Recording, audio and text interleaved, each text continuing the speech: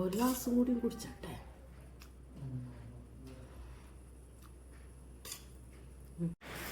അങ്ങനെ പാത്രം കാലിയായല്ലോ.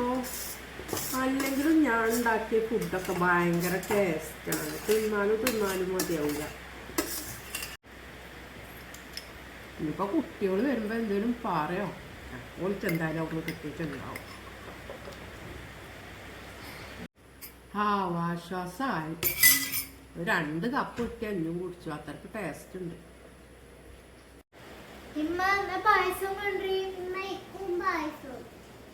പടച്ചോനെ, അപ്പൊ ബിറ്റ പായസം സ്കൂളിൽ കുടിച്ചിട്ടില്ല. ഇനിയിപ്പോ എന്താ പറയാ?